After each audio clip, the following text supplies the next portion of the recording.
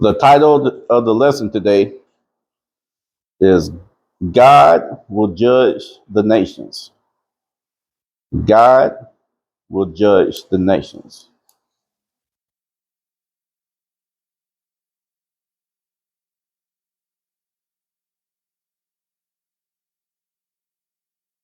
And I'm going to put this disclaimer out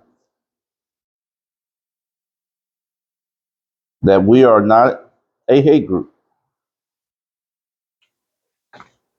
We are commanded not to hate, but to love. This lesson is not about race, but a bloodline. It's not about race, it's about a bloodline. Okay? Today we will talk about the Most High judging the nations and why he is going to judge them. Last week we discussed how the Most High punished us for our sins. Today, let's take a closer look at the Gentile nations. We will focus specifically on the head nation, Edom.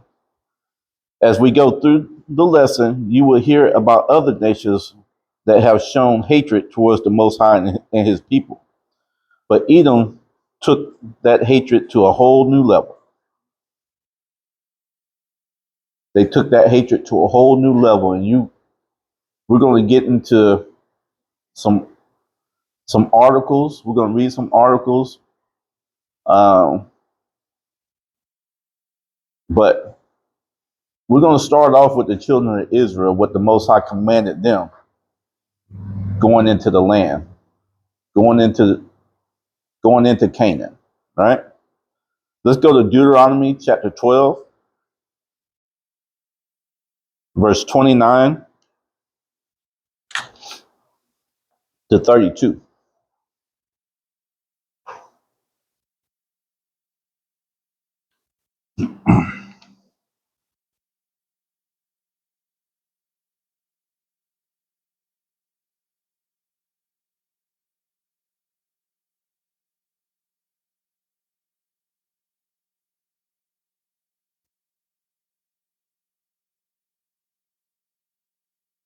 The book of Deuteronomy, chapter 12, verses 29 through 32.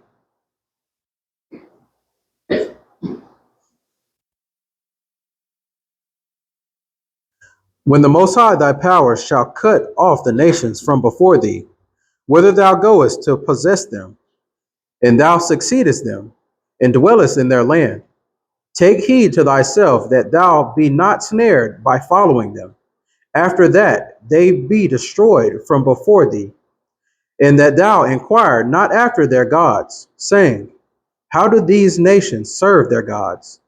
Even so will I do likewise.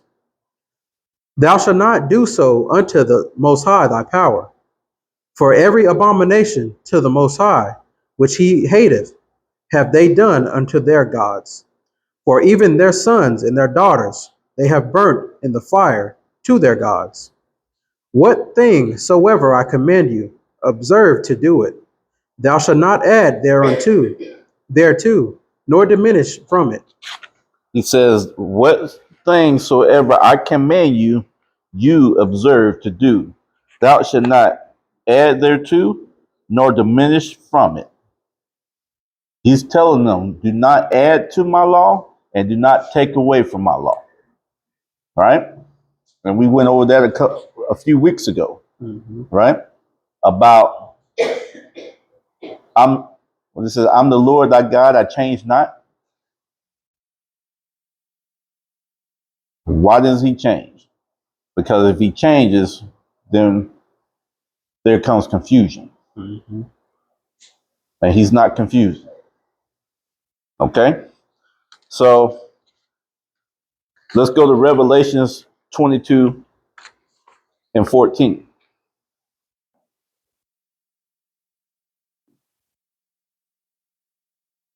And we're going to read through verse 20.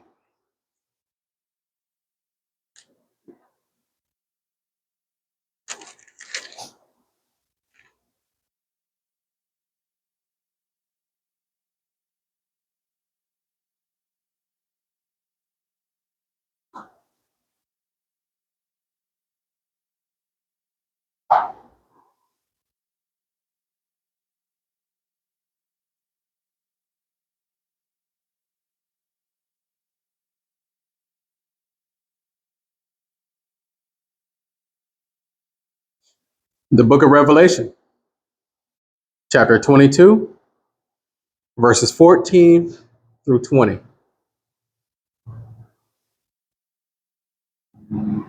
Blessed are they that do his commandments, that they may have right to the tree of life, and may enter in through the gates into the city. For without are dogs, and sorcerers, and whoremongers, and murderers, and idolaters, and whosoever loveth and maketh a lie. I, Yasha, have sent mine angel to testify unto you these things in the churches. I am the root and the offspring of David, and the bright and morning star. And the Spirit and the bride say, Come. And let him that heareth say, Come. And let him that is athirst come. And whosoever will, let him take the water of life freely.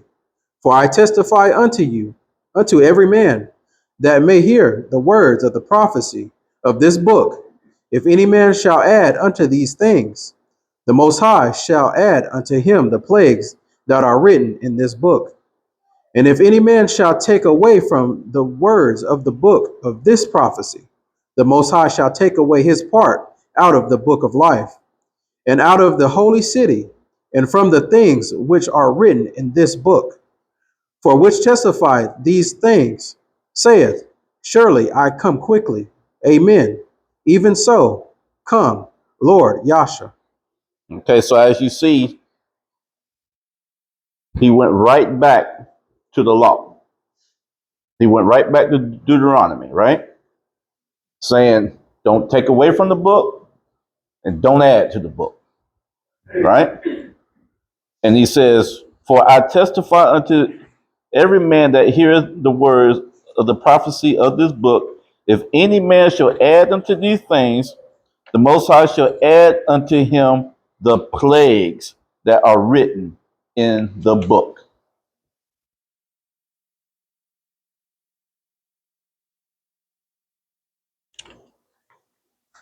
So now we're going to go and start getting into the nations. We're going to go to Psalms 83.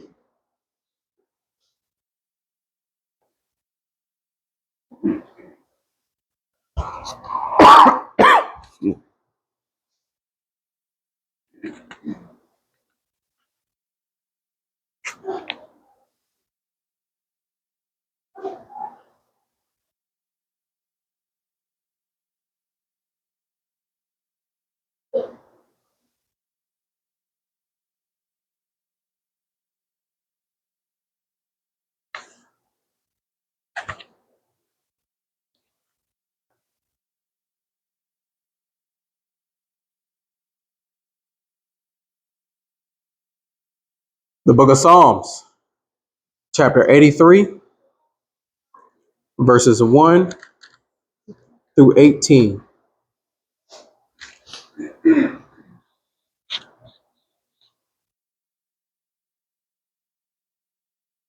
Keep not thou silence, O Most High. Hold not thy peace, and be not still, O Most High. For lo, thine enemies make a tumult, and they that hate thee have lifted up the head. They have taken crafty counsel against thy people, and consulted against thy hidden ones. They have said, Come, and let us cut them off from being a nation, that the name of Israel may be no more in remembrance. For they have consulted together with one consent. They are confederate against thee.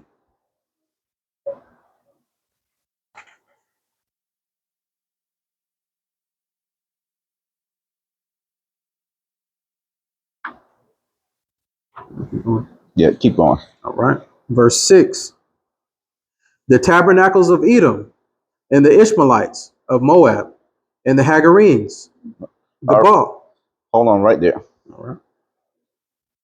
So the tabernacles of Edom and the Ishmaelites of Moab and the Hagarenes, the tabernacles of Edom. You see, they named them first. Edom. It's, they are in agreement to be against the Most High and his people. Remember what it said earlier. It says, "For lo, thy enemies make a tumult, and they that hate thee have lifted up the head." They that hate thee.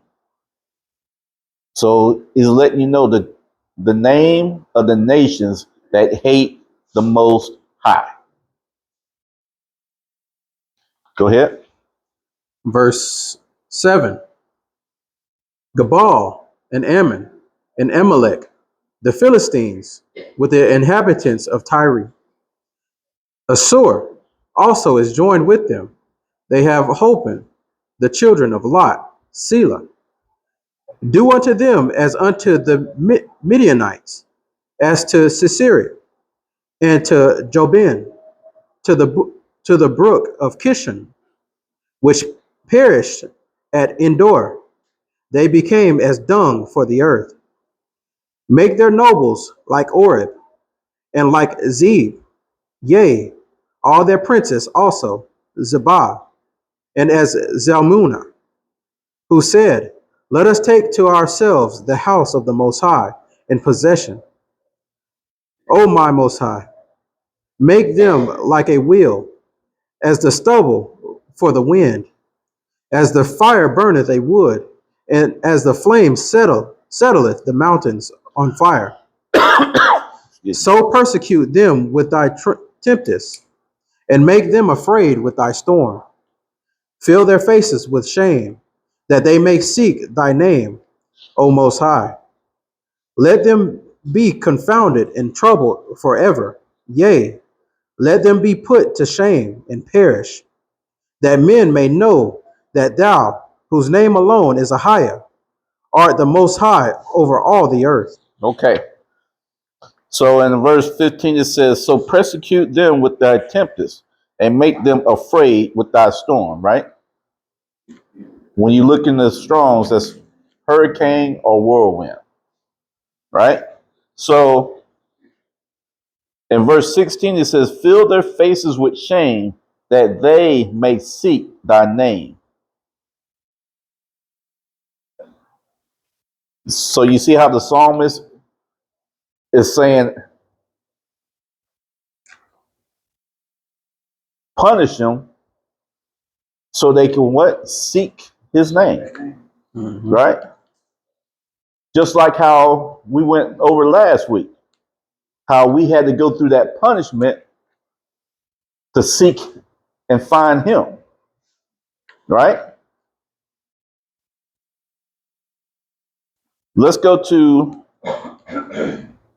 Obadiah chapter 1. It's only one book of Obadiah. Mm-hmm. So Obadiah 1 and 1.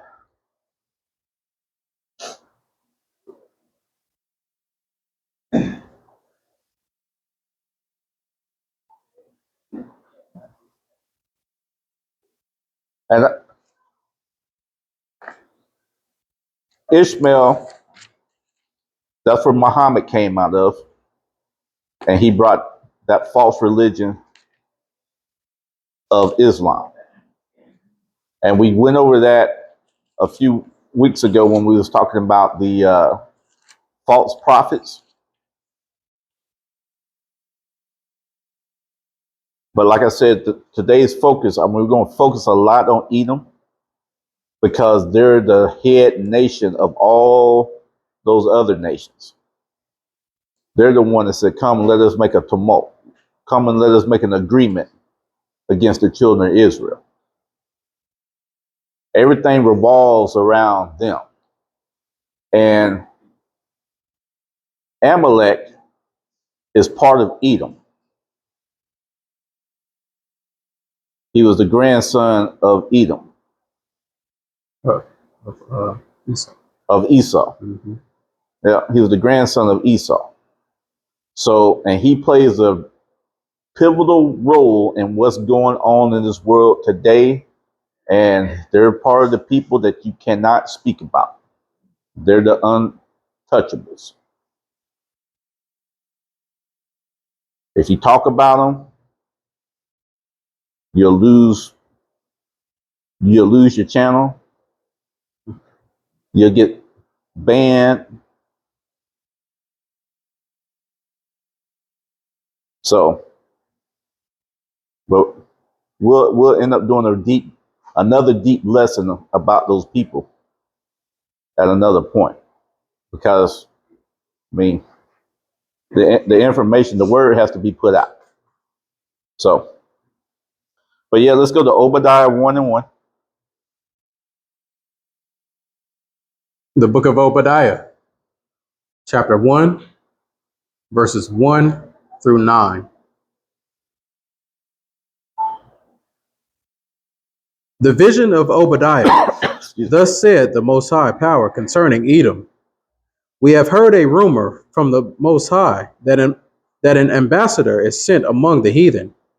Arise ye, and let us rise up against her in battle. Behold, I have made thee small among the heathen. Thou art greatly despised. The pride of thine heart hath deceived thee, thou that dwellest in the cliffs of the rock, whose habitation is high, that saith in his heart, who shall bring me down to the ground? Though thou exalt thyself as the eagle, and though thou set thy nest among the stars, thence will I bring thee down, saith the Most High. If thieves came to thee, if robbers by night, how art thou cut off? Would they not have stolen till they had enough? If the grape gatherers came to thee, would they not have leave some grapes? All right, hold on right there. In verse 4 it says, "Thou though they though thou exalt thyself as an eagle, and though thou set thy nest amongst the stars, thence will I bring thee down, saith the Most High." The Most High shows who they are and their pride. And the Edomites don't hide it. They don't hide it, but they're not going to tell you who they are, right? Think about it. American, eagle; Rome, eagle. And you're going to see throughout the scriptures where the Most High is talking about an eagle. And he's talking about Edom. And, you know, at this point in the game, we can't let you, I mean, we don't let everybody know who Edom is, that they're America. They're the Roman Empire. You know, people say, well, Rome fell apart. No, the concept of Rome is still alive today. It's just the European countries are the same. It's the same system, the Roman Empire. And then they have a religious system, the Roman Catholic Church. And all those other religions that came out of the Roman Catholic Church, the Protestants and all them, it's the same system. They might have broke up, separated from the Catholics, but they still keep the same pagan practices. And we're going to read that here later.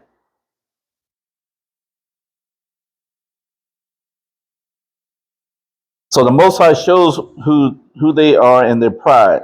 They don't hide it. American eagle, Roman eagle. What did they say when they so-called landed on the moon? The eagle has landed. The eagle has landed. Yeah, I mean, they don't hide it, but the whole world's so, you know, wrapped up in, you know, looking at other things. They don't pay attention to what's going on around them. Our Capitol building looks like the Vatican. Lets you know, hey, yeah, we're Rome, but you know, but we're America. Verse, where we at? Verse 6. Verse 6. All right, verse 6. How are the things of Esau searched out? How are his hid things sought up? All the men of thy confederacy have brought thee even to the border. The men that were at peace with thee have deceived thee and prevailed against thee. They that eat thy bread have laid a wound under thee. There is none understanding in him. Shall I not in that day, said the Most High, even destroy the wise men out of Edom, and understanding out of the mount of Esau? And they and thy mighty men, O Teman. Teman, shall be dismayed, to the end that every one of the mount of Esau may be cut off by slaughter. It says, and every mighty man of Teman shall be dismayed, to the end that every one of the mount of Esau may be cut off by slaughter. Now, all of Edom will not be destroyed. You have different people, different churches teaching that Edom will be all destroyed. We're going to see that in the lesson that that's not the case. But he does make a case for some other people. Okay? Let's go to Malachi chapter 1, verse 1 through 4.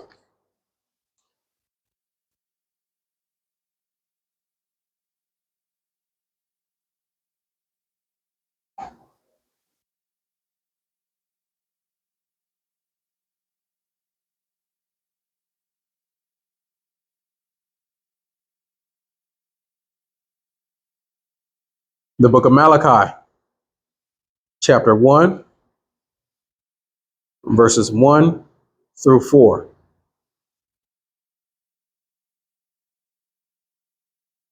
The burden of the word of the Most High to Israel by Malachi. I have loved you, saith the Most High.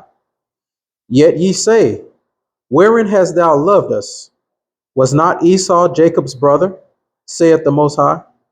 Yet I loved Jacob, and I hated Esau, and laid his mountains and his heritage waste for the dragons of the wilderness. Whereas Edom saith, we are impoverished, but we will return and build the desolate places.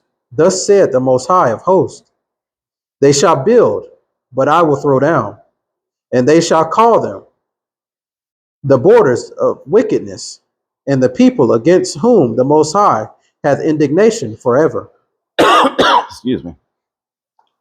Listen to what it says in verse 4. It says, whereas Edom says, we are impoverished, but we will return and build the desolate places.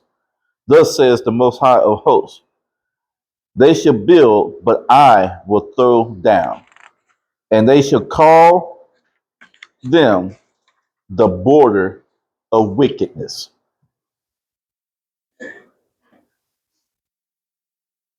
And the people against whom the Most High has indignation forever. The border of wickedness. So when we get deeper into this lesson, you're going to see the wickedness of Edom. Remember, the Most High, it says, thy enemies that hate you. I mean, it's telling us that Edom hates the Most High.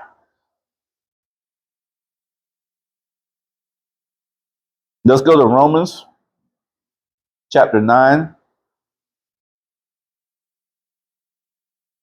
verse 11 through 14.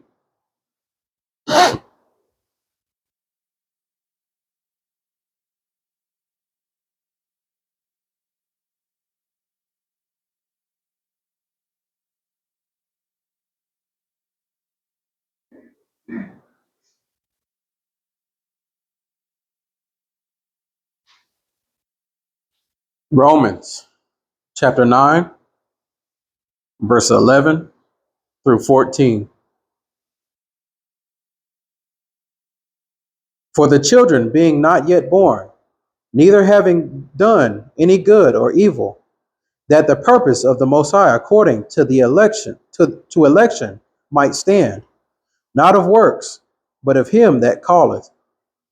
It was said unto her, the elder shall serve the younger. As it is written, Jacob have I loved, but Esau have I hated. What shall we say then? Is there unrighteousness with the Most High? The Most High forbid. Okay, now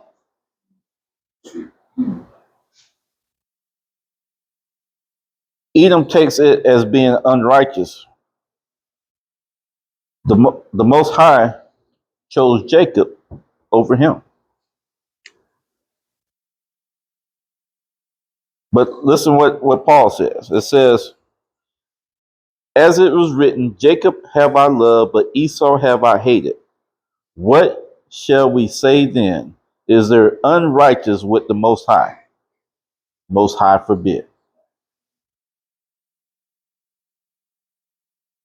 And you have to go into Genesis to really get the understanding of the battle between Esau and Jacob.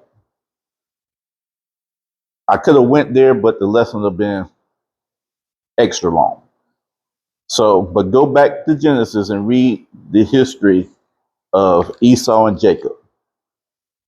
And Esau, Edom, made a vow.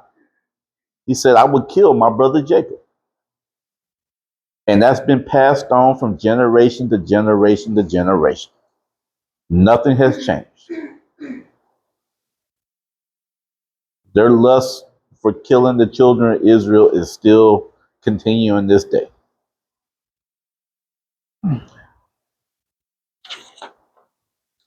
Let's go to Psalms 137. Psalms 137, verse 1.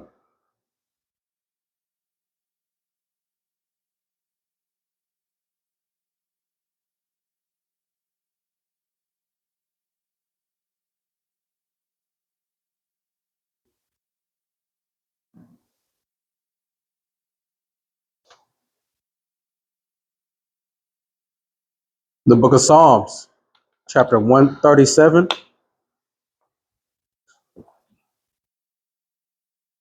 verses 1 through 7. By the rivers of Babylon, there we sat down. Yea, we wept when we remembered Zion. What do you mean? I was down. We hanged our harps upon the willows in the midst thereof. For there they that carried us away captive required of us a song, and they that wasted us required of us mirth, saying, sing us one of the songs of Zion. How shall we sing the Most High's song in a strange land? If I forget thee, O Jerusalem, let my right hand forget her cunning. Hold on right there. I'm going to start back at verse 1. By the rivers of Babylon, there we sat down. Yea, we wept when we remembered Zion, when we hanged our hearts upon the willows of the midst thereof. For there they that carried us away captive required of us a song, and they that wasted us required us a mirth, saying, sing us one of those songs of Zion.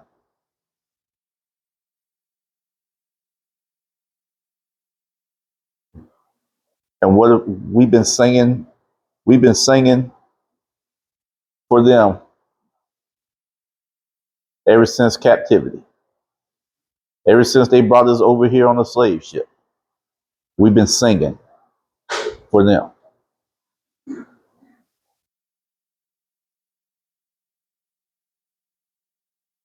Sing us a song.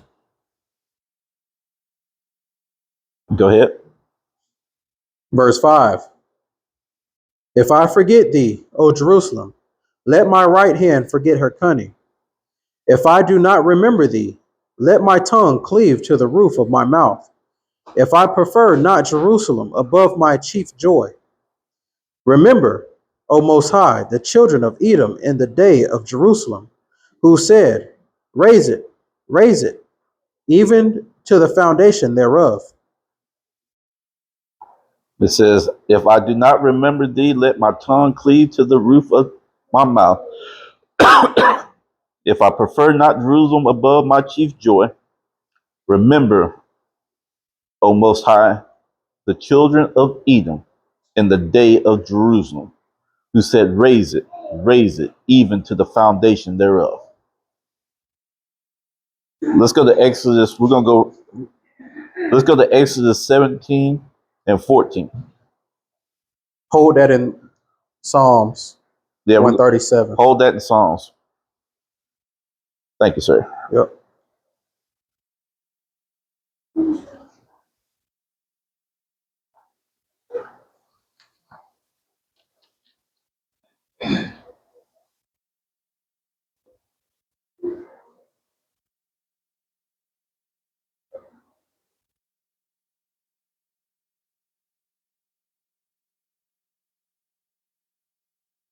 The book of Exodus, chapter 17, verse 14. And the Most High said unto Moses, write this for a memorial in a book, and rehearse it in the ears of Joshua. For I will utterly put out the remembrance of Amalek from under heaven. I will utterly put out the remembrance of Amalek from under heaven. So it's giving you a distinction of the two. You have Esau or Edom, the Edomites, but also you have his grandson, Amalek, right? What did he say? He will what? Utterly put out the remembrance of Amalek from under heaven. This is what Saul was supposed to do, and Saul failed to do it. He left the king alive, left the livestock alive. The Most High said, go in there and wipe out everybody. And he did not do that. Amalek, like I said, that's a lesson in itself, right? But yeah, the Rev 2 nines. Let me put it that way. Let's go back to Psalms 137, 8 and 9.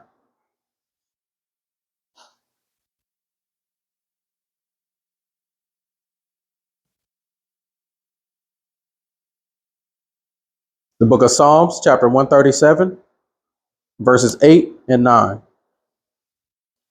O daughter of Babylon, who art to be destroyed, happy shall he be that rewardeth thee as thou hast served us. Happy shall he be that taketh and dasheth thy little ones against the stones.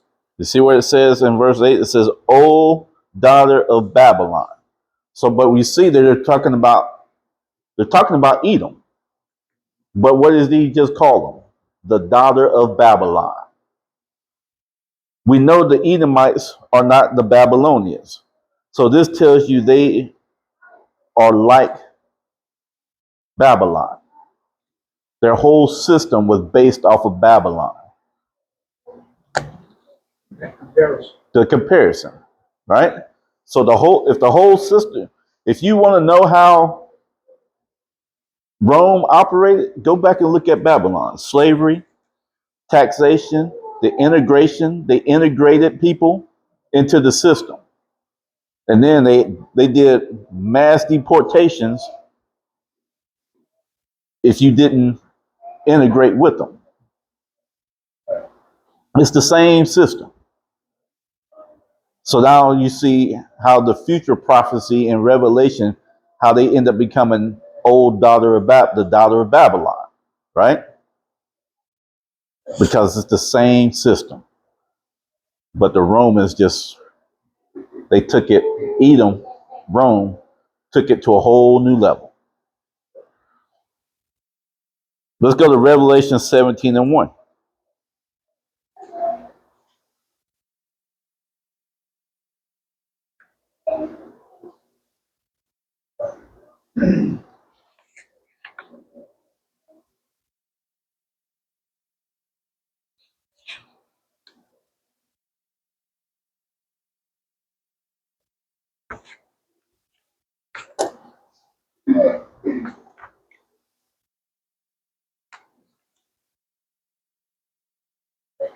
The book of Revelation, chapter 17, verses 1 through 4.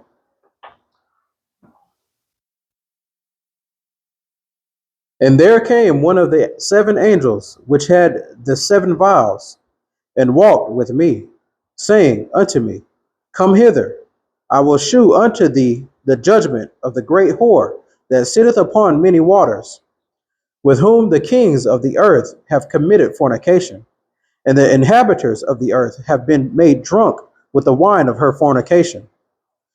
So he carried me away in the spirit into the wilderness, and I saw a woman sit upon a scarlet colored beast, full of names of blasphemy, having 7 heads and 10 horns. And the woman was arrayed in purple and scarlet color, and decked with gold and precious stone and pearls, having a golden cup in her hand, full of abominations and filthiness in her fornication. In her fornication. Fornication there could mean idolatry, worshiping other gods, right? But remember,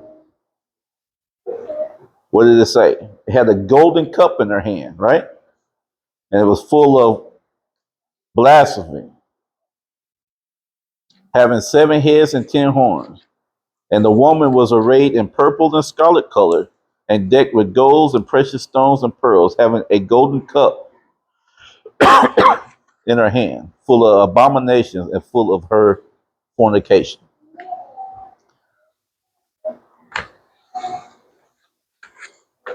I want to read,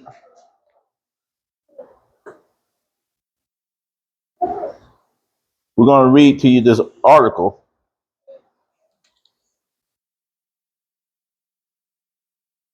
and this comes from the Encyclopedia Britannica. It's about Mardi Gras, the origins of the holiday. Remember, they hate God, right? We're going to get secular information from the Encyclopedia Britannica. Go ahead. All right. Mardi Gras origins of the holiday from the Encyclopedia Britannica. Fair use for educational purposes only.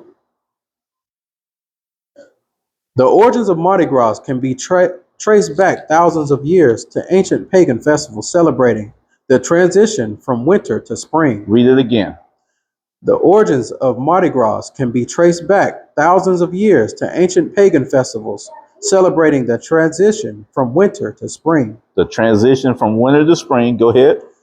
As Christianity spread through the Roman world, church authorities adapted certain existing customs into the developing liturgical calendar, rather than attempting to eliminate them entirely.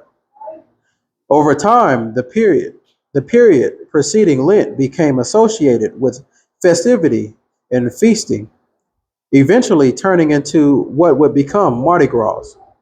It served as a final celebration before Lent, the 40-day period of fasting and penitence in the Christian liturgical calendar observed between Ash Wednesday and Easter Sunday. See that? You see how they say they adopted the customs?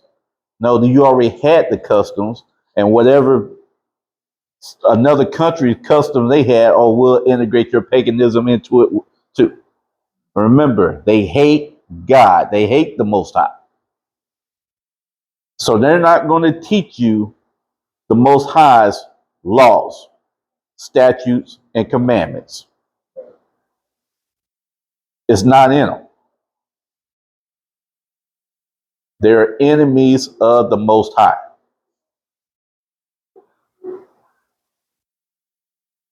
Go ahead. These pre-Lenten traditions gradually spread throughout Europe, particularly in France, Spain, Germany, and Italy, and were later carried to the Americas.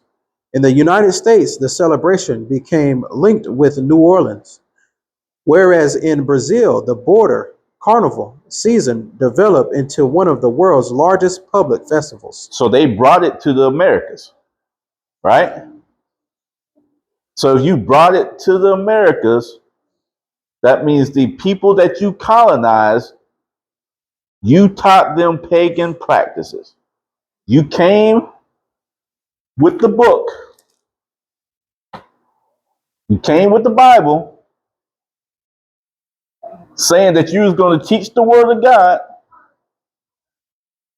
but you brought in your pagan worship.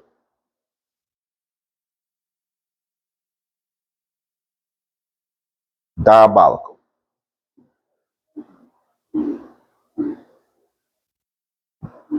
Go ahead. What does Mardi Gras mean? The term Mardi Gras is French, with Mardi meaning Tuesday and Gras meaning fat.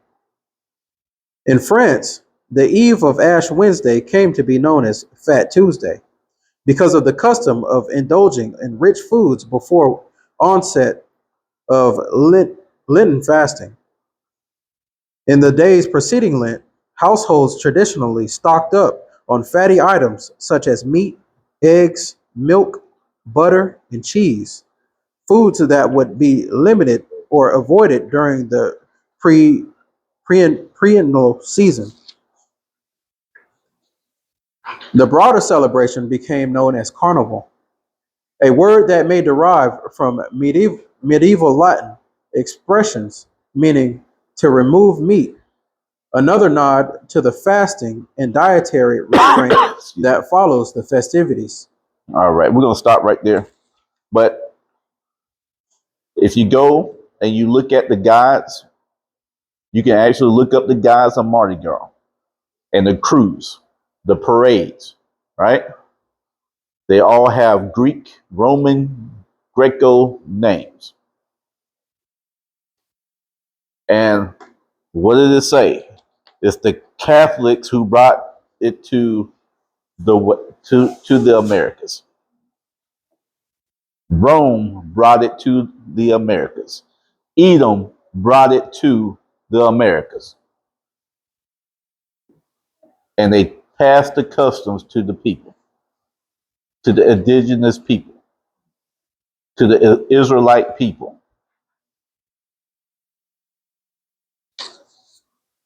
Now let's go to Isaiah 56,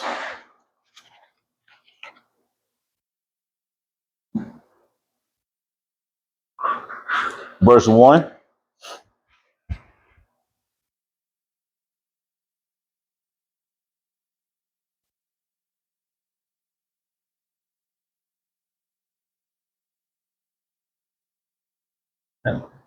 And thank you.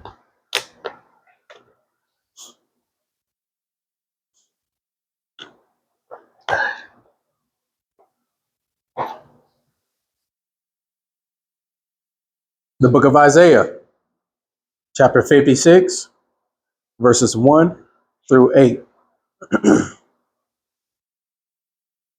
Thus saith the Most High, keep ye judgment and do justice, for my salvation is near to come, and my righteousness is to be revealed. Blessed is the man that doeth this, and the Son of Man that layeth hold on it, that keepeth the Sabbath from polluting it, and keepeth his hand from doing any evil. Neither let the son of the stranger that hath joined himself to the Most High speak, saying, the Most High hath utterly separated me from his people. Neither let the Inuit say, behold, I am a dry tree. For thus saith the Most High unto the Inuits, The eunuch. eunuchs that keep my Sabbaths, and choose the things that please me, and take hold of my covenant. And do what? And take hold to my covenant. You see how he's telling the eunuchs, and the strangers. If you take hold of my covenant, right? What is he talking about? He's talking about the Sabbath day. Talking about the Sabbath day. Go ahead. Verse 5. Even unto them will I give in mine house and within my walls a place and a name, better than of sons and of daughters.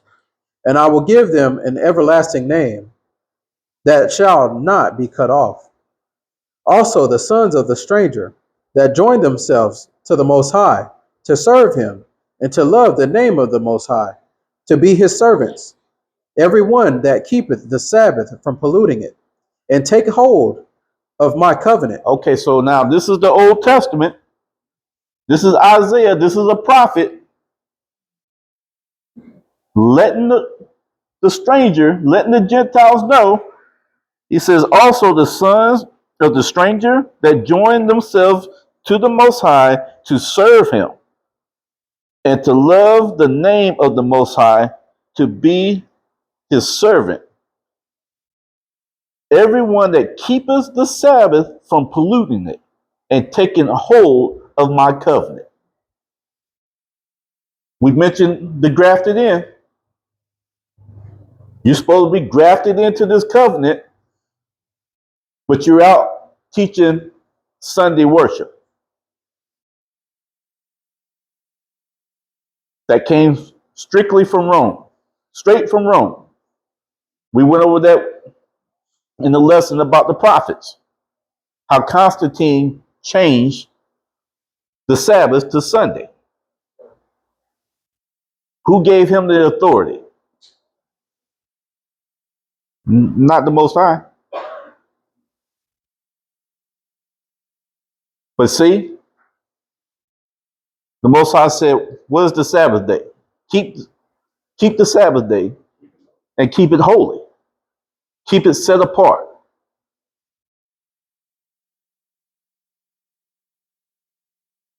But they came and taught something different. They brought the book and started teaching something different.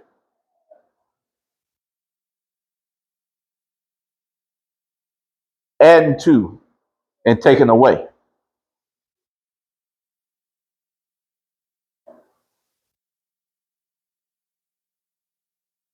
Go ahead. Verse 7. Even them will I bring to my holy mountain, and make them joyful in my house of prayer. Their burnt offerings and their sacrifices shall be accepted unto mine altar, for mine house shall be called a house of prayer for all people. So you think about it. All you had to do was follow the commandments, keep the Sabbath, and look what the Most High is telling you he's going to do for you. Right?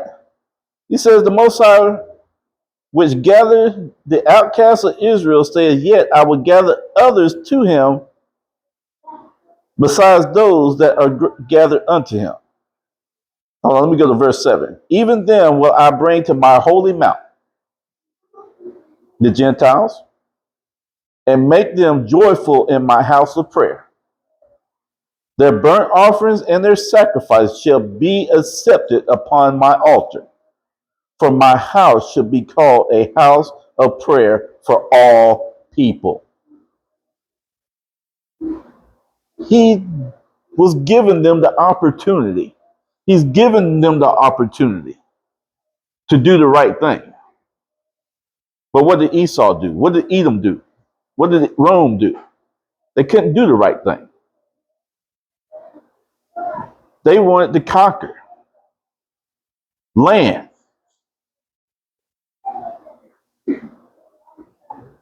Let's go to John 10 and 16.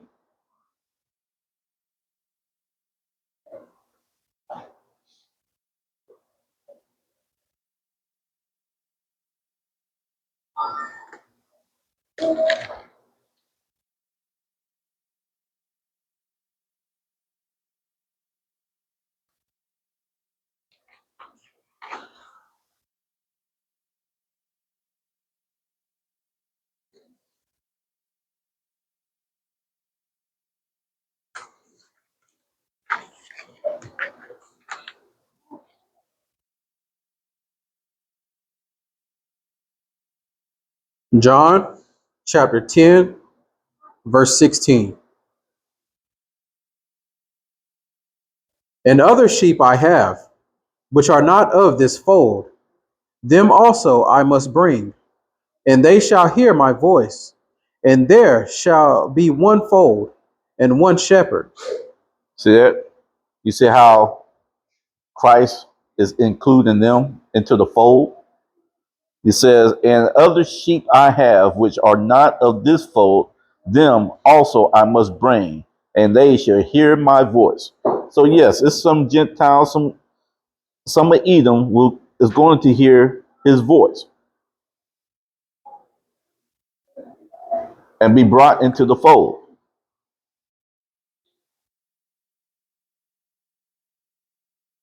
Let's go to Jeremiah 16 and 19.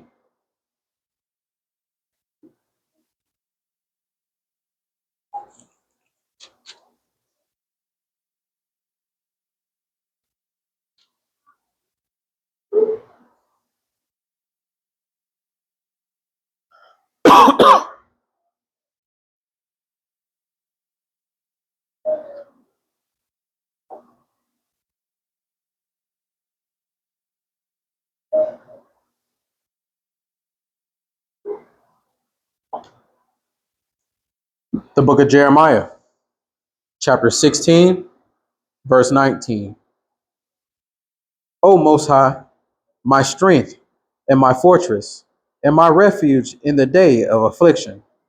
The Gentiles shall come unto thee from the ends of the earth, and shall say, surely our fathers have inherited lies, vanity, and things wherein there is no profit.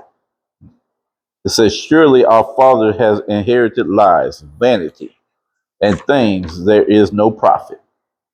What's the lie? The lie is their belief in idols and paganism. That's the lie. That's what they inherited from their fathers. We talked about the Roman Emperor Constantine, who, be, who began persecuting the Israelites for worshiping on the Sabbath day and made Sabbath observance illegal. We also discussed how he changed the day of worship from the Sabbath to Sunday. We covered this in the rise of false prophets and messiahs. You can go back and watch that video when we did a breakdown of Constantine, Muhammad, and Baha'u'llah. But there's many false prophets, false messiahs. There's many of them. But Constantine did a number.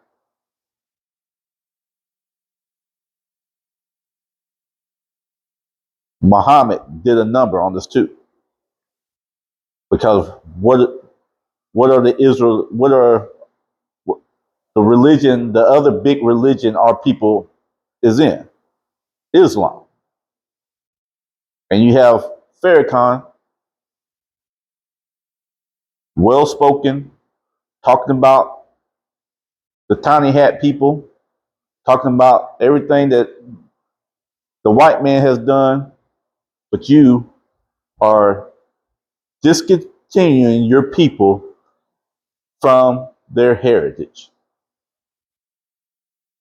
Because the heritage is the Bible, but you got them in the Quran. You have them following another prophet and not following Christ. So you're an enemy against your own people. And then he sits there and lets you know that, yeah, we're God's people. So go back to the book. Even the Quran says, if you have any questions, go to the people of the book. Well, you're the people of the book.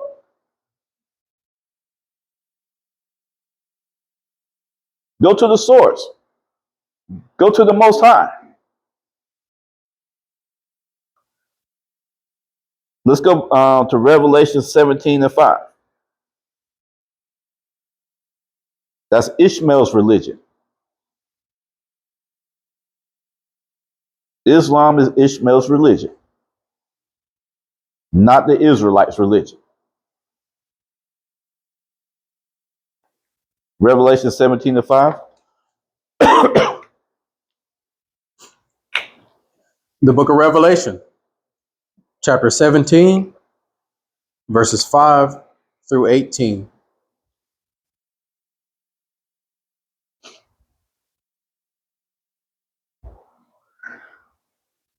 And upon her forehead was a name written, Mystery Babylon, the Great, the mother of harlots, and the abominations of the earth.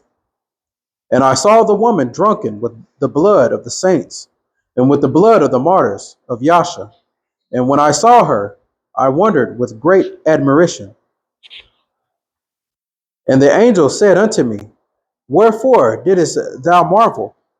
I will tell thee the mystery of the woman, and of the beast that carrieth her, which hath the 7 heads and 10 horns. The beast that thou swearest That saw us. that sawest was and is not, and shall ascend out of the bottomless pit, and go into perdition. And they that dwell in the earth shall wonder, whose names were not written in the book of life from the foundation of the world, when they behold the beast that was and is not, and yet is. And here is the mind which hath wisdom. The 7 heads are 7 mountains on which the woman sitteth, and there are 7 kings, 5 are fallen, and one is, and the other is not yet come. And when he cometh, he must continue a short space. And the beast that was and is not, even he is the 8th, and is of the 7, and goeth into perdition. And the 10 horns which thou sawest are 10 kings, which have received no kingdom as yet, but receive power as kings 1 hour with the beast. These have one mind, and shall have their power and strength unto the beast. These shall make war with the Lamb, and the Lamb shall overcome them. For he is the Lord of lords, the King of kings, and they that are with him are called and chosen and faithful. And he saith unto me, The waters which thou sawest, where the whore sitteth, the peoples and multitudes and nations and tongues, and the 10 horns which thou sawest upon the beast, these shall hate the whore, and shall make her desolate and naked, and shall eat her flesh, and burn her with fire. For the Most High hath put in their hearts to fulfill his will, and to agree, and give their kingdom unto the beast, until the words of the Most High shall be fulfilled. It says in verse 17, it says, For the Most High have put in their hearts to fulfill his will. Right? The Most High is going to put it in their hearts to destroy Mystery Babylon America, to fulfill his will. And we're going to get into why. He's going to use their own people against them. Keep going. Verse 18. And the woman which thou sawest is that great city, which reigneth over the kings of the earth. Now let's go to Revelation 13:1.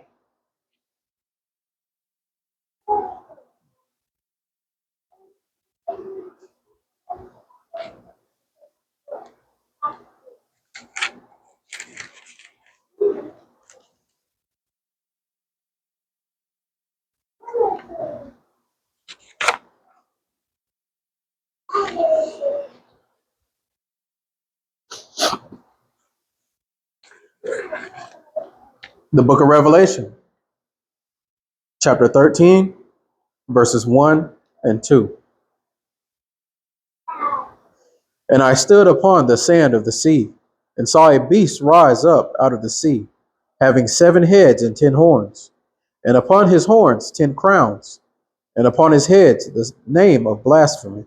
And upon his head, the name of blasphemy. What we just read about Mardi Gras. That was just pure blasphemy. Coming over here teaching idol worship, worshiping other gods. South America, Mexico, I mean, they had statues of Mary, and nowhere in the scripture does it say make a statue to Mary. And they're praying to Mary. Fornication, spiritual fornication. What did Christ say? Nobody comes to the Father but by him. Thou shalt not have any other gods before me. And he told us how to pray. Our Father. He didn't say, oh Mary. He said, our Father who art in heaven. He didn't put Mary in there. There wasn't no intercession. We don't need to go through Mary to go to the Father for us.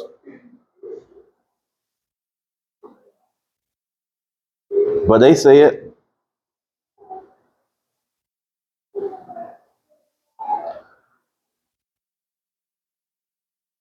Go ahead. Where we at? Verse 2. And the beast which I saw was like unto a leopard, and his feet were as the feet of a bear, and his mouth as the mouth of a lion. And the dragon gave him his power, and his seat, and great authority. Who gave Edom their power and his seat and his great authority? Satan, the dragon. They made a deal with the devil.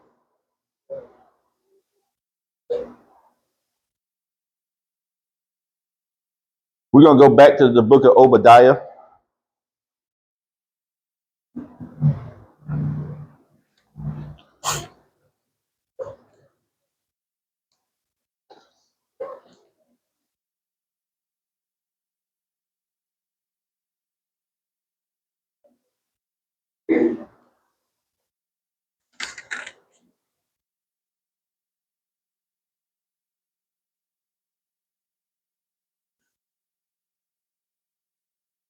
Chapter 1, verse 10.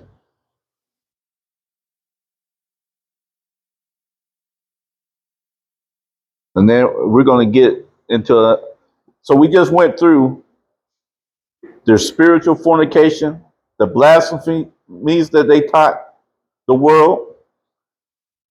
But there's another reason why the Most High is going to deal with the nations. It's another reason why the Most High is going to judge the nations, right? Let's go to Obadiah 1 and 10. The book of Obadiah, chapter 1, verse 10. For thy violence against thy brother Jacob, shame shall cover thee, and thou shalt be cut off forever. For thy violence against thy brother Jacob, shame shall cover thee, and thou shalt be cut off forever. That's why, that's the other reason why they were going to be judged. Let's go to Lamentations 4:19.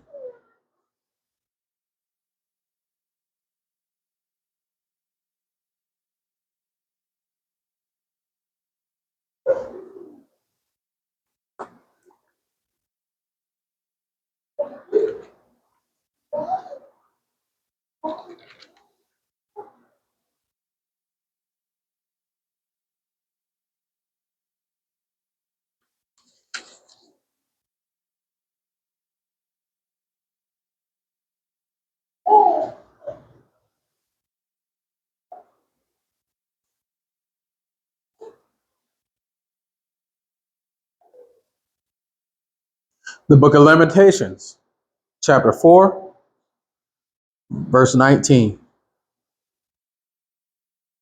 Our persecutors are swifter than the eagles of the heaven. They pursued us upon the mountains. They laid wait for us in the wilderness.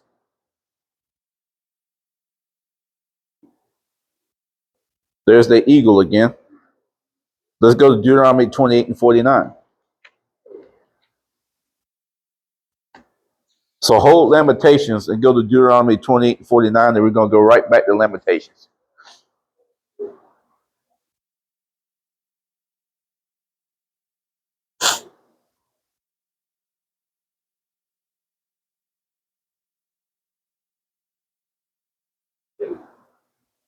The book of Deuteronomy, chapter 28, verse 49. The Most High shall bring a nation against thee from far, from the end of the earth, as swift as the eagle flieth, a nation whose tongue thou shalt not understand. So the Most High said, he shall bring a nation against thee from far, from the ends of the earth, as swift as the eagle flieth, a nation whose tongue thou shalt not understand. Now let's go back to Lamentations 4 and 20. So we know that nation is Edom.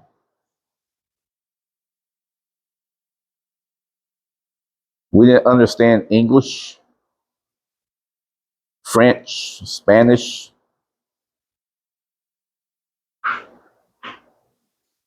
Lamentations, chapter 4, verses 20 through 22.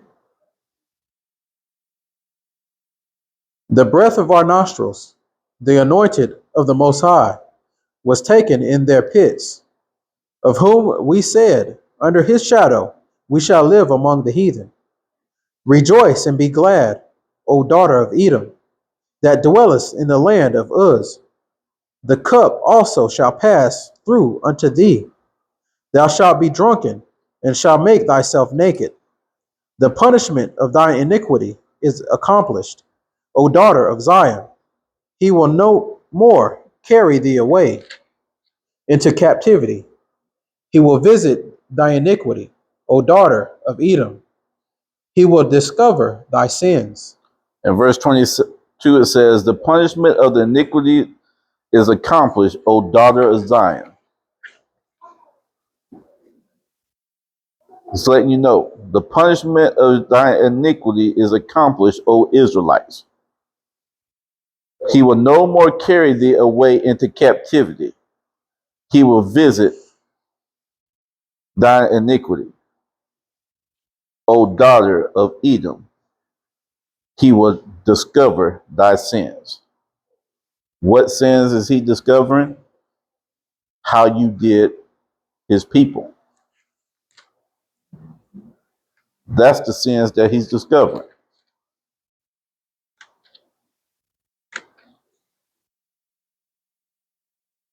Let's go to Ezekiel 35 and 5.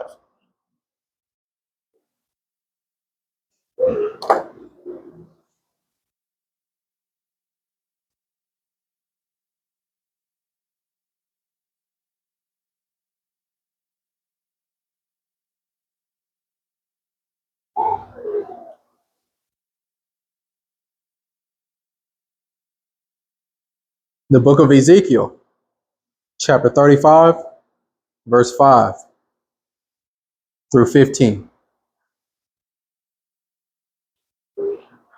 Because thou hast had a perpetual hatred, and hast shed the blood of the children of Israel by the force of the sword in the time of their calamity, in the time that their iniquity had an end. Okay, because thou hast had a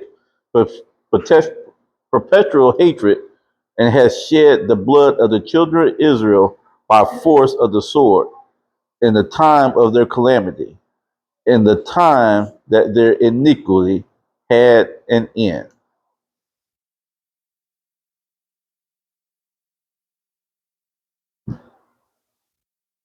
The children of Edom always have hated us.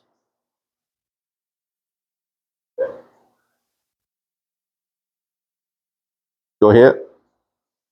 Verse 6. Therefore, as I live, saith the Most High, Ahiah, I will prepare thee unto blood, and blood shall pursue thee, saith, sith thou hast not hated blood, even blood shall pursue thee. Thus will I make Mount Seir most desolate, and cut off from it him that passes out, and him that returneth. And I will fill his mountains with his slain men, in thy hills, and in thy valleys, and in all thy rivers shall they fall that are slain with the sword. All right, hold on right there. In verse 6, it says, "Since thou hast not hated blood." You didn't hate blood. You was always shedding blood. You came to America shedding blood. The innocent people. You came and stole land. Native Americans. Yes. Shed innocent blood. Yeah. The Taínos. The Taínos in the islands. All throughout the South Americas. Australia. South Africa. You shed innocent blood.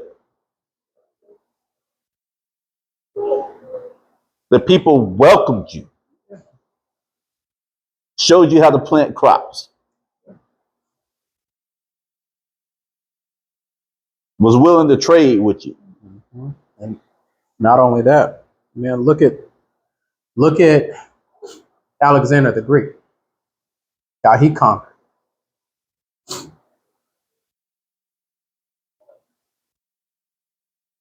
So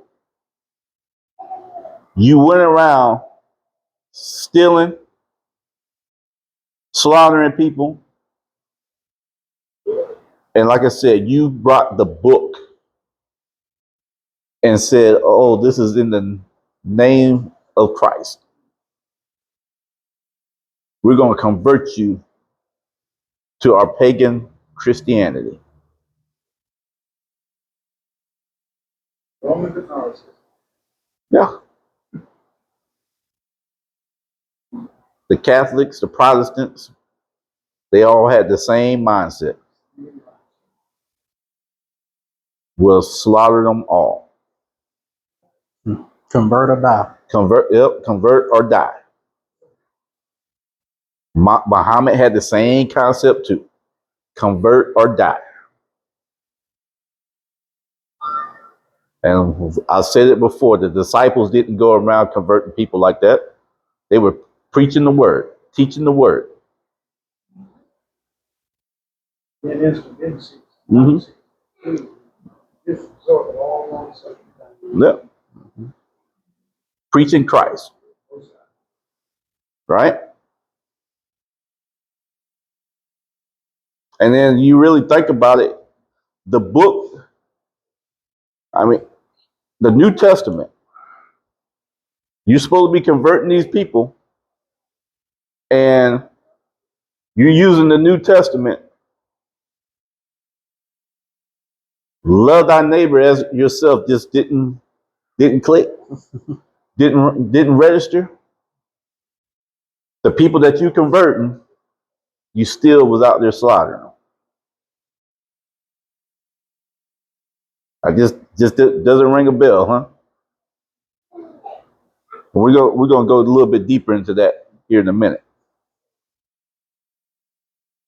But as you see, they're the enemies of God. They hate the Most High. And I'm not going to say all of them, but starting at the top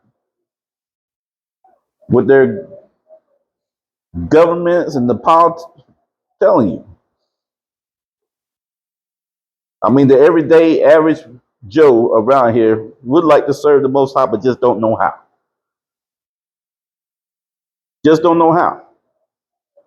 Because the poor American people, European people, they just trying to live.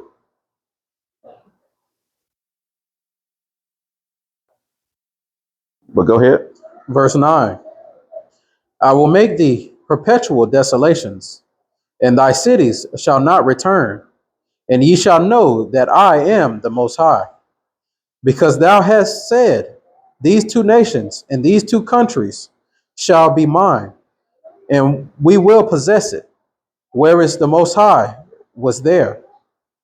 Therefore, as I live, saith the Most High Power, I will even do according to thine anger, and according to thine envy, which thou hast used out of thy hatred against them, and I will make myself known amongst them. And when I have judged thee, Okay, hold on. It says, therefore, as I live, says the Most High, I will even do according to thine anger and according to thy envy, which thou hast used out of thy hatred against them. And I will make myself known among them when I have judged thee.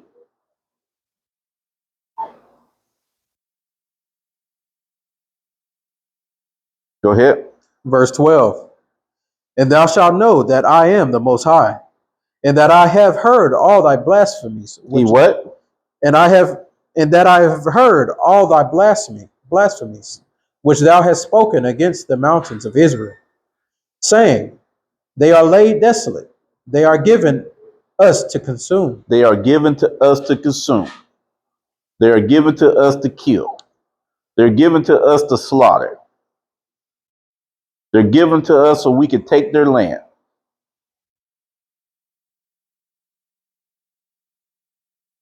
They took it too far. Go ahead. Verse 13, thus with your mouth ye have boasted against me, and have multiplied your words against me. I have heard them.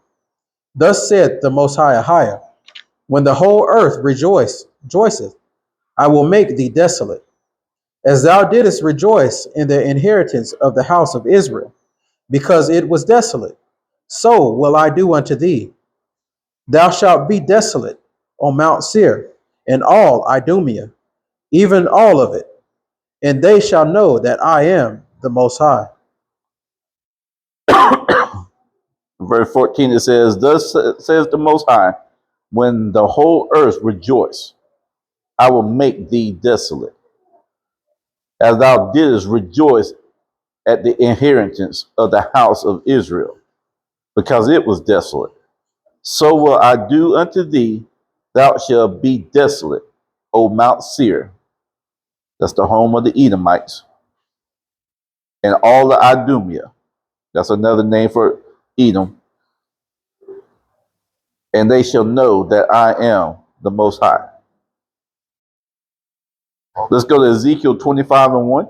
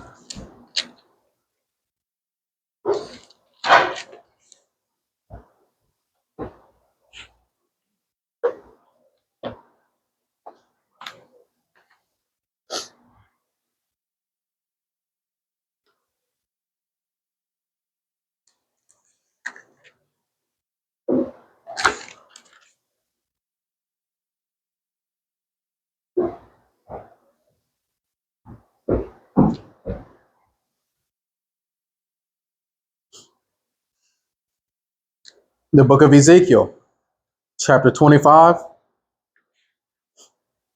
verses 1 through 17.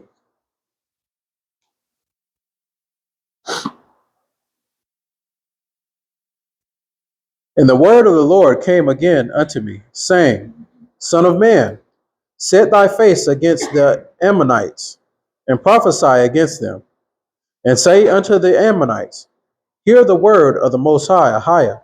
Thus said the Most High, because thou saidest, Aha, against my sanctuary, when it was profaned, and against the land of Israel, when it was desolate, and against the house of Judah when they went into captivity.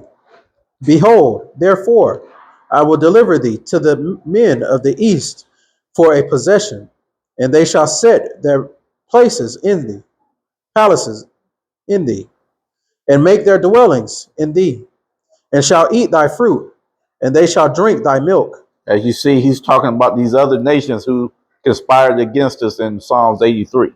Like I said, we was going to get into this, but we're concentrating on Edom. But here's the judgment for the other nations as well. Go ahead. Verse 5. And I will make Rabbah a stable for camels, and the Ammonites a couching place for flocks. And ye shall know that I am the Most High. For thus said the Most High Ahiah, because thou hast clapped thine hands, and stamped the feet with the feet, and rejoiced in heart with all thy despite against the land of Israel. Behold, therefore, I will stretch out my hand upon thee, and will deliver thee for a spoil to the heathen, and I will cut thee off from the people, and I will cause thee to perish out of the countries. I will destroy thee, and thou shalt know that I am the Lord. Thus said the Most High Ahiah, because that Moab and Seir do say, behold, the house of Judah is like unto all the heathen. Therefore, behold, I will open the side of Moab from the cities, from his cities which are on his frontiers, the glory of the country, Beth Jeshimon, Baal Meon, and Kiriathaim, unto the men of the east with the Ammonites, and will give them in possession, with all the Ammonites may not be remembered among the nations. And I will execute judgments upon Moab, and they shall know that I am the Most High. Thus said the Most High Ahiah, because that Edom hath dealt against the house of Judah by taking vengeance, and hath greatly offended, and revenged himself upon them. It says what? In verse 12, it says, thus says the Most High, because that Edom has dealt against the house of Judah by taking vengeance, and have greatly offended and revenged himself upon them. Edom took vengeance. The Romans, Europeans,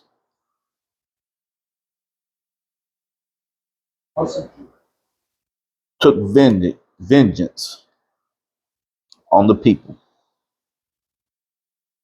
against the house of Judah. Go ahead. Verse 13.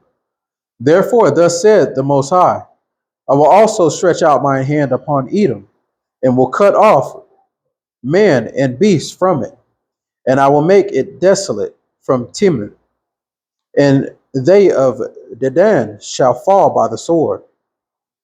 And I will lay my vengeance upon Edom by the hand of my people Israel, and they shall do in Edom according to mine anger, and according to my fury, and they shall know my vengeance, said the Most High Ahiah.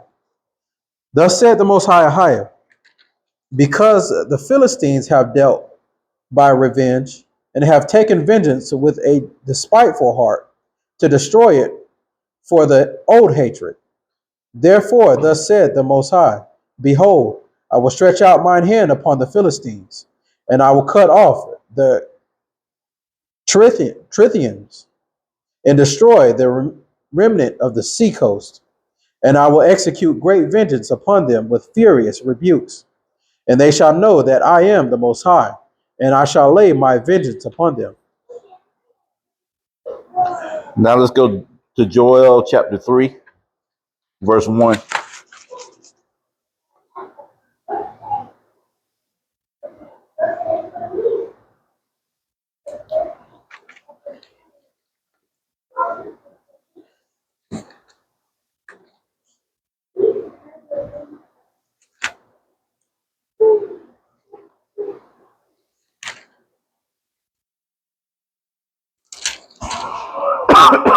Excuse me.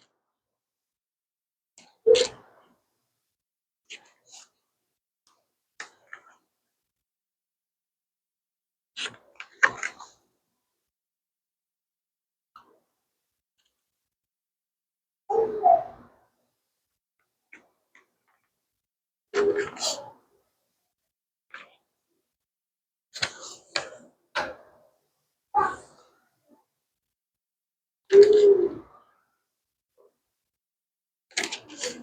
book of Joel, chapter 3, verses 1 through 19.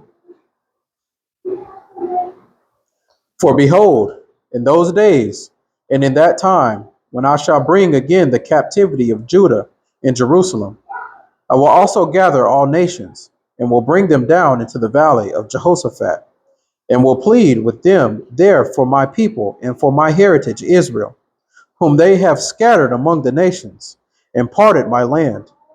And they have cast lots for my people, and have given a boy for a harlot, and sold a girl for wine, that they might drink. Yea, and what have ye to do with me, O Tyre and Zidon, and all the coast of Palestine? Will ye render me a recompense? And if ye recompense me swiftly and speedily, I will return your recompense upon your own head, because ye have taken my silver and my gold, and have carried away your temples, and have carried into your temples my goodly pleasant things. The children of the children also of Judah and the children of Jerusalem have ye sold unto the Grecians, that ye might remove them far from their border. Hold on right there. It says, because ye have taken my silver and my gold and have carried into your temples my goodly pleasant things. They took all the treasures out of the temple and put it into their temples. And then verse 6 it says, the children also of Judah and the children of Jerusalem have ye sold unto the Grecians, that ye might remove them far from their border. That right there links right back to Deuteronomy 28 and 68. Us being sold into captivity, us going into slavery in the captivity on ships. Verse 7. Verse 7. Behold, I will raise them out of the place whither ye have sold them, and will return your recompense upon your own head. It says, behold, I will raise them out of the place where ye have sold them, and return your recompense upon your own head. When have the people who are living on that land today ever been sold to their enemies? The people that's living in the Middle East, that's claiming that they're the people, when have they been sold to their enemies throughout the world?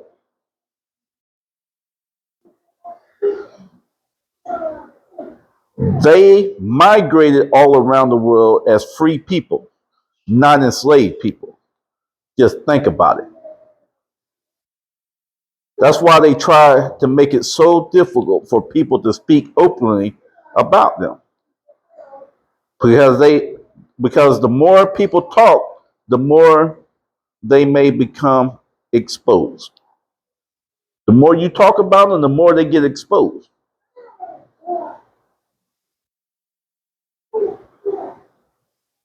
Ask them, when were you spread throughout the four corners of the earth in the slave trade? They're not going to be able to answer because it didn't happen to them. When did it ever say that Rome and the Israelites were going to become allies? As we see through the scriptures,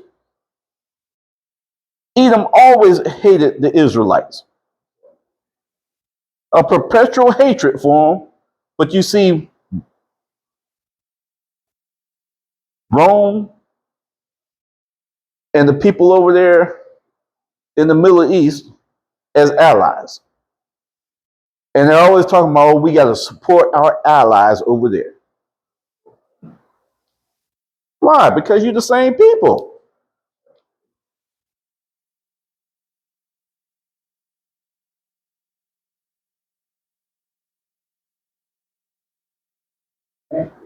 Same people. I mean,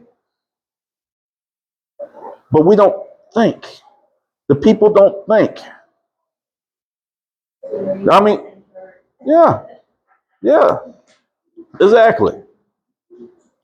You say two wings, the same bird. Mm-hmm. Yeah, like, Because if you, but that's another reason why, stay out the Old Testament, though. mm-hmm. Because you stay out the Old Testament, you can never put two and two together. You won't read about the story Esau and Amalek and all them. No, just stay in the New Testament. It's all about grace and, sow a seed and you'll be blessed. And, there's no need to worry about that past history. But then you read in Revelations where the Messiah is talking about them. Mm-hmm. Rev 2 and 9.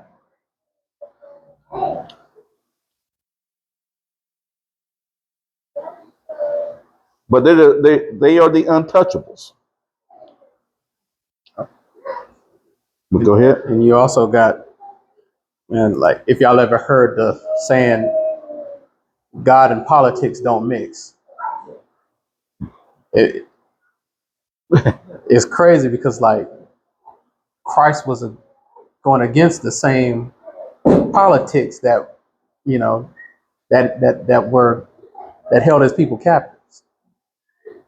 Yeah. And we're not for the law. Mm-hmm. How will I know myself? Mm-hmm. Right. You come to do away with the law, but that the law might be fulfilled. Yeah. Mm-hmm. We're under grace now.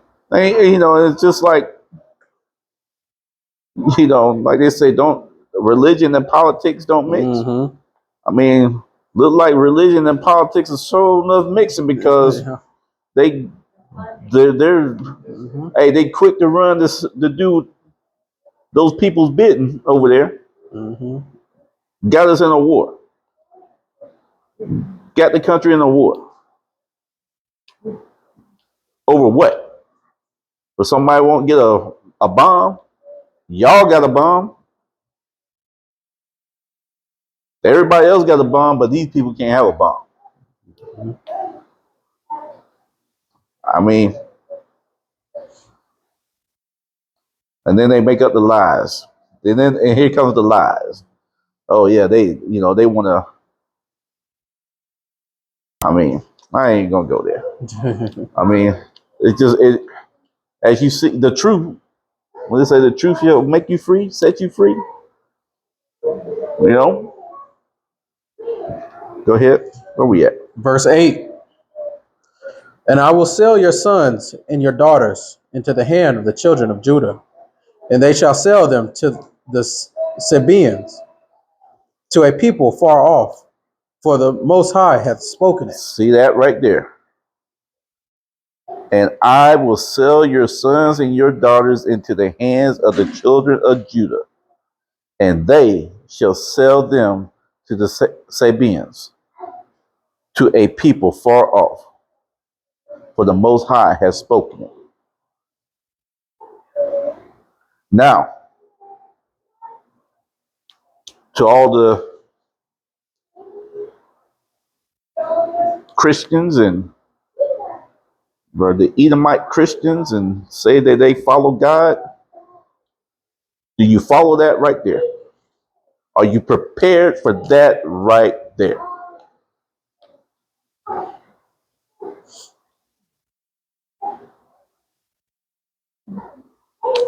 Are you willing to give up your paganism, your unlawfulness, and follow the Most High's law?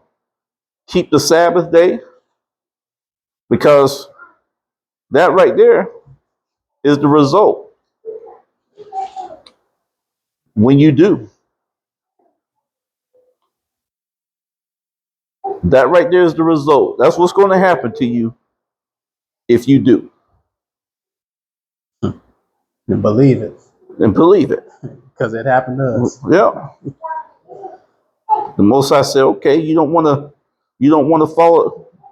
He told the children of Israel, you don't want to follow my laws, statutes, and commandments? Okay, I got some captivity for you.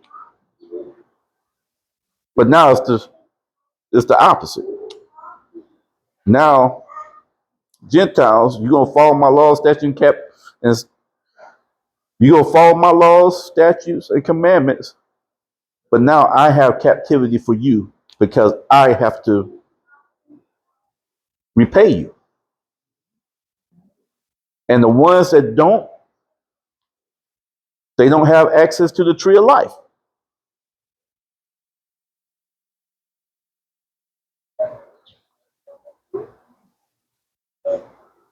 This is the truth that Edom does not want to hear.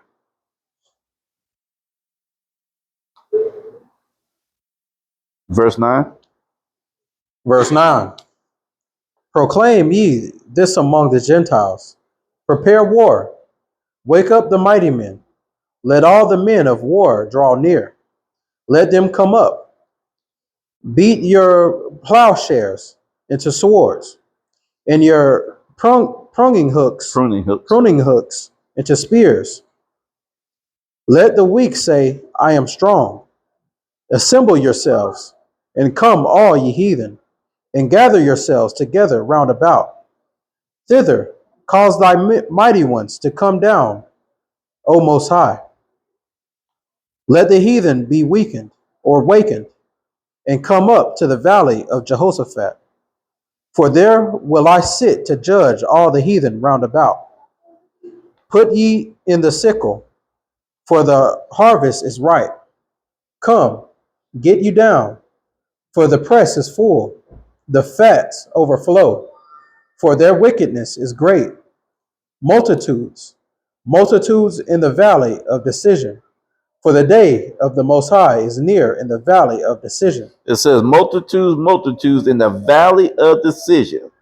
For the day of the Most High is near in the valley of decision. You're going to have a choice to make. Go ahead. Verse 15. The sun and the moon shall be darkened, and the stars shall withdraw their shining. The Most High also shall roar out of Zion, and utter his voice from Jerusalem, and the heavens and the earth shall shake. But the Most High will be the hope of his people, and the strength of his children, of the children of Israel. So shall ye know that I am the Most High your power, dwelling in Zion, my holy mountain. Then shall Jerusalem be holy, and there shall no stranger pass through her any more. And it shall come to pass in that day that the mountains shall drop down new wine, and the hills shall flow with milk, and all the rivers of Judah shall flow with waters, and a fountain shall come forth of the house of the Most High, and shall water the valley of Shittim. Egypt shall be a desolation, and Edom shall be a desolate wilderness, for the violence against the children of Judah, because they have shed innocent blood in their land. He said, Egypt shall be a desolation, and Edom shall be a desolate wilderness for the violence against the children of Judah, because they have shed innocent blood in their land. Thus says the Most High.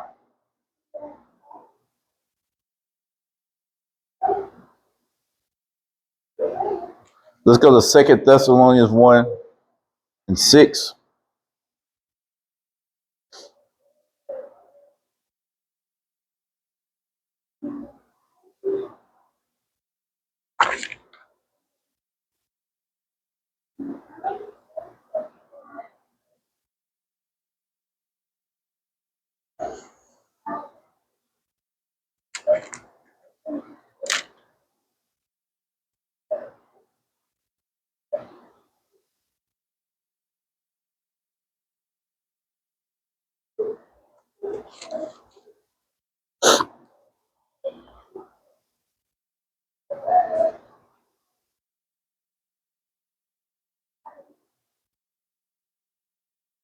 Second Thessalonians chapter 1, verses 6 through 8.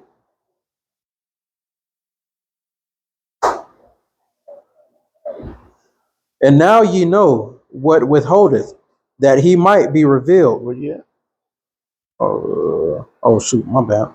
I'm at chapter 2. Well, All right. First Thessalonians chapter 6, no, or chapter 1. Second Thessalonians, Second Thessalonians, okay. Okay, I'm on it. chapter 1, verse 6. Second Thessalonians chapter 1, verse 6 through 8.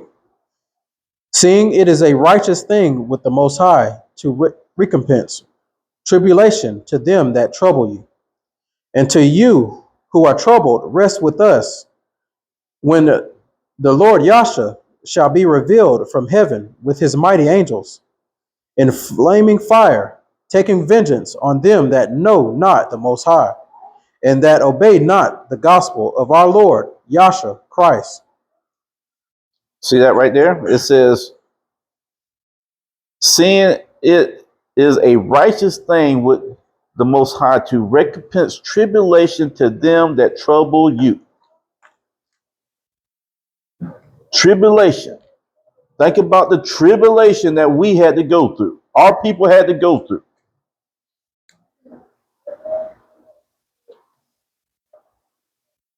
To them that trouble you, and to you who are troubled, rest with us.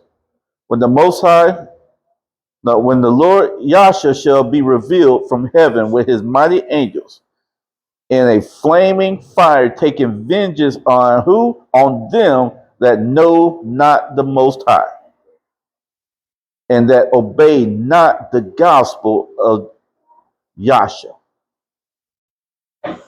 They didn't know the Most High. They didn't want to learn the Most High, and they didn't obey the gospel.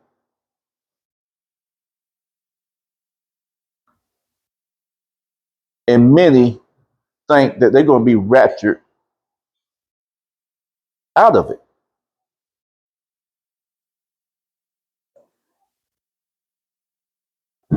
Many people believe that they're going to be raptured out of the tribulation.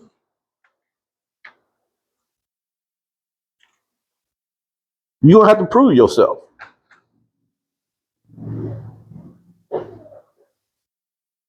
These nations, these people of these nations, they're going to have to prove themselves. Are you willing to serve the Most High through anything? Like we read last week in Second Maccabees, how the tribulation came upon that woman and her 7 children. They scalped the kid, the man, cut his tongue out, put one of them in the cauldron and boiled them, fried them, yeah, killed all 7 of her kids, all 7 of her sons, killed them just because they refused to eat pork.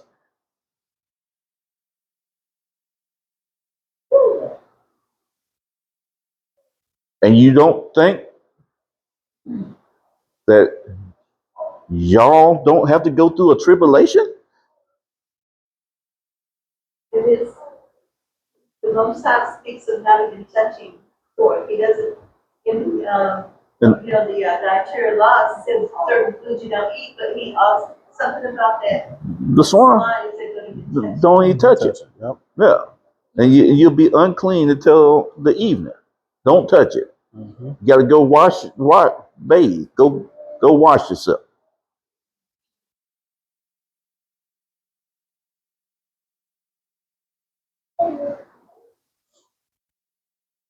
Real quick, we're gonna go into. I want to read something about these churches. This is from the JFKlibrary.org. The JFKlibrary.org.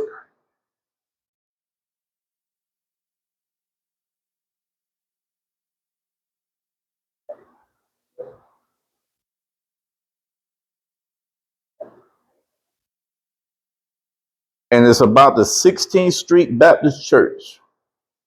The response from the White House.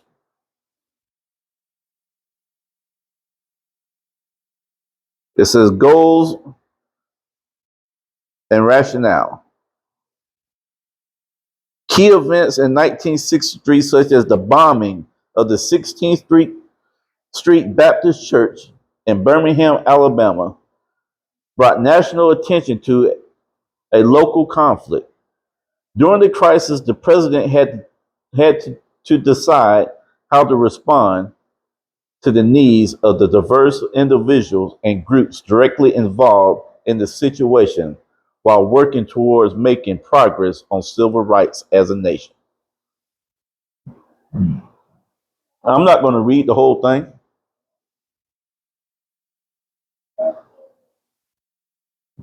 You can go to the website and read it. It's jfklibrary.org.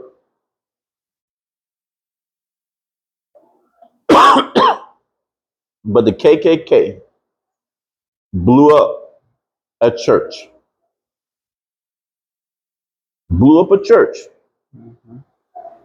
and killed 4 girls, black girls. It was a black church. Killed 4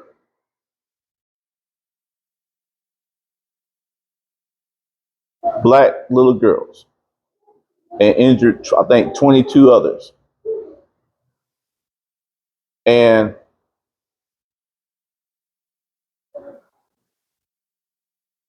it was a church. You brought the Christianity here, and these people were trying to serve God the best that they could. But because they wanted equal rights, they didn't want to rule over you. They just wanted to be equal to you. They wanted to be able to sit where they wanted to sit on the bus, eat wherever they wanted to eat at, without going into the back or having to walk through the back door. Enjoy the rights that, hey, what y'all say?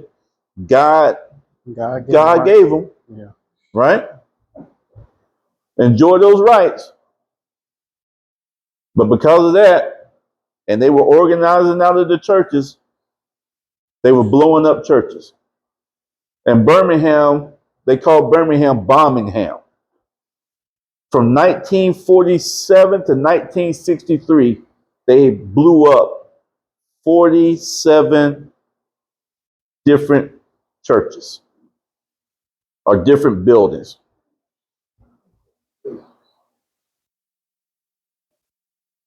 That's perpetual hatred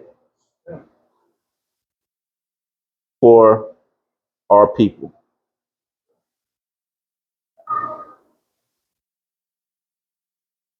But see, we're gonna get into the gist of it. We're about to end this up. But the Most High commanded us to be different. And then most of the times you'll see people say, well, y'all steal and loot after something has happened to y'all. But it's like the lives of others don't matter.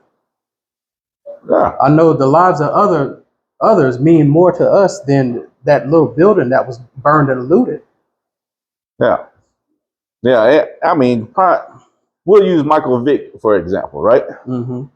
If you go and watch that documentary about Michael Vick and killing the dogs, the dog fighting, man, if you hear those people, what they were saying about Michael Vick, like, no, they was like, oh, he should get life and this should happen to him over dog fighting.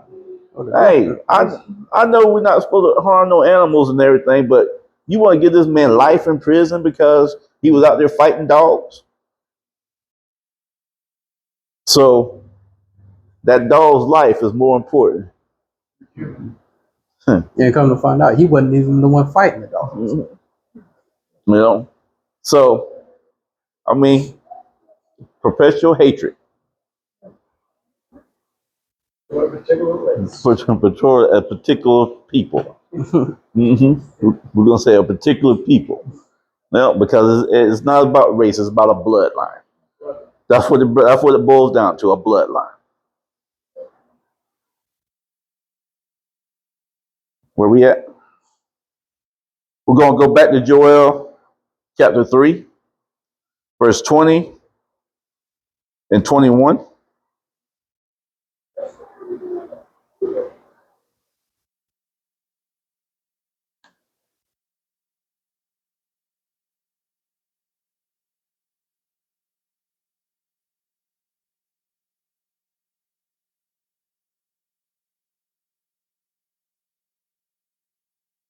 The book of Joel, chapter 3,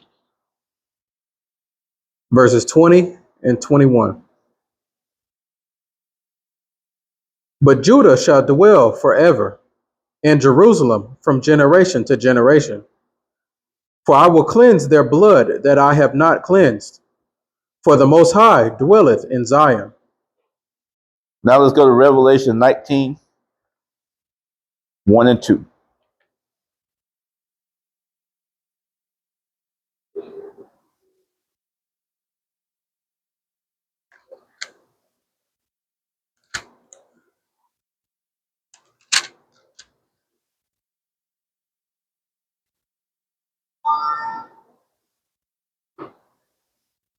The book of Revelation, chapter 19, verses 1 and 2. And after these things I heard a great voice of much people in heaven, saying,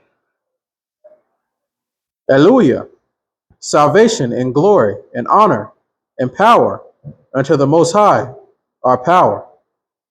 For true and righteous are his judgments.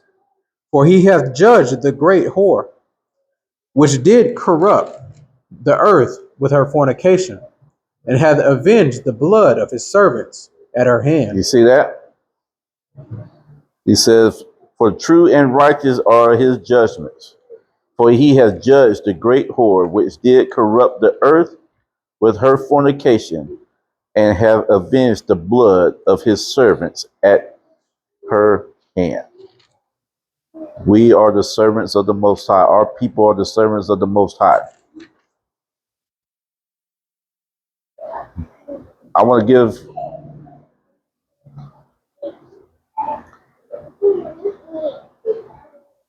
to the Israelites, to our Israelite brothers and sisters. We're going to go to Deuteronomy 23, verse 7. Remember, I said we have a commandment.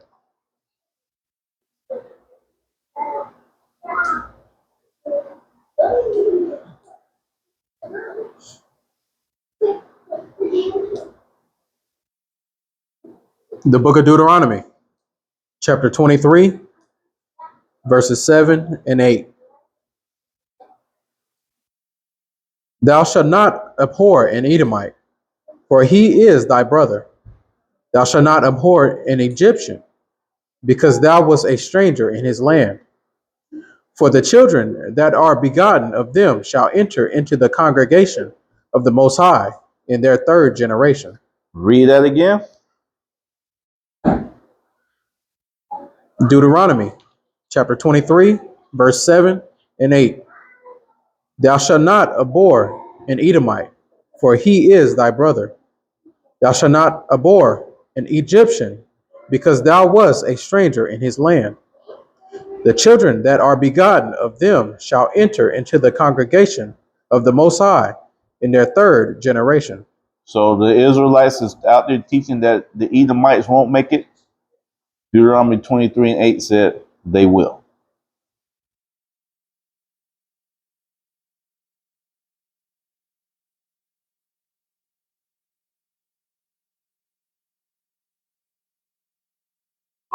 The two nations that had our people in hard bondage, the Most High commanded us not to be like them. Egypt and Edom had us in hard captivity. If you read in the book of Jasher and you read about the captivity that the Egyptians had us under, like Exodus doesn't tell the complete story. It just gives you, parts of the story. You go to the book of Jasher, and instead of when it says they were that they were taking away the straw so they couldn't make the bricks, or it was taking them a long time to make the bricks. They were actually taking the Israelite children and replacing the bricks, putting the children in the walls because they couldn't make bricks fast enough. And they were because they didn't have no straw to make the bricks. They took us, tied ropes around our babies, and threw them in the lakes and was fishing alligators with our babies. Called it gator bait. Call it gator bait. You put postcards out. Postcards out there. Yeah. But we're commanded not to abhor an Edomite. Oh, go ahead, brother. In Deuteronomy chapter 23, 7 and 8, pretty much relating to the two nations inside of Elizabeth. No, we'll touch on that later. We'll yeah.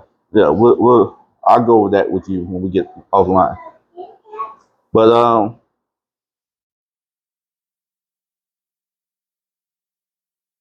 abhor means to loathe.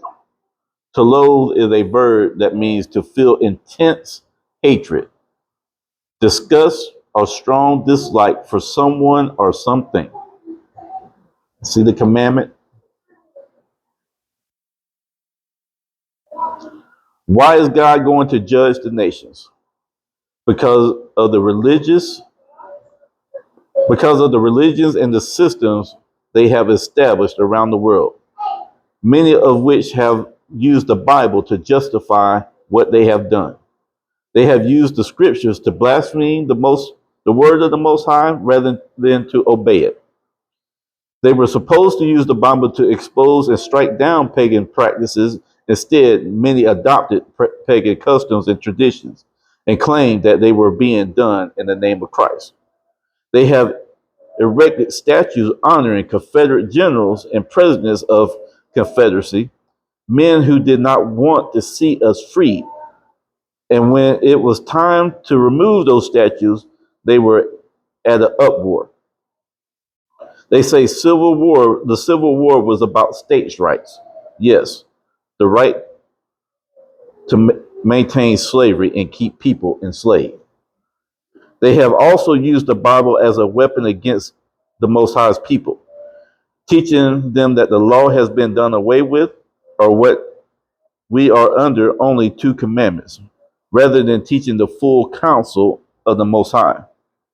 Now you can understand why the Most High is going to judge the nations, because they have taken his word, twisted it to serve their own purpose, embraced practices contrary to his commandments, and used his name to justify injustice, and oppression.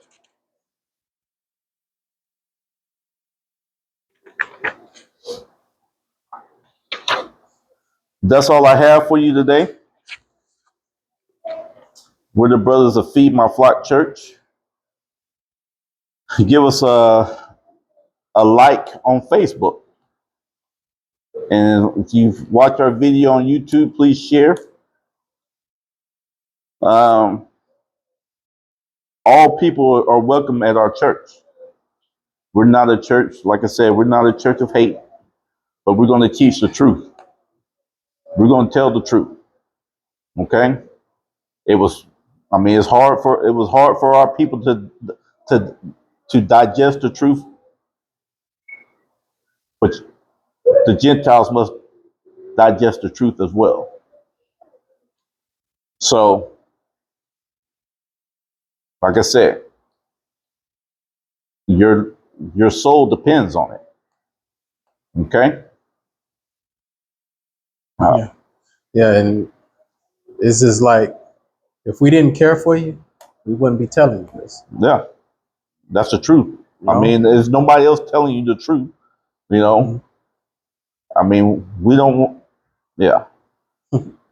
And what the scripture say, have I become your enemy because I tell you the truth? Yes. Have I become your enemy because I tell you the truth? So, um, but the answer to your question though is not about. It wasn't about Jacob and Esau. It's about them following the customs of the people in the land. So, but we'll read it here in a minute. Okay. No. Um, in closing, I want you to remember: study to show yourself approved unto the Most High. Repent, be baptized, abstain from willful sin, obey the Most High's laws, statutes, and commandments, and let your life reflect the fruit of the Spirit. That's all I have for you today. Remember the Sabbath day and keep it holy. That's it.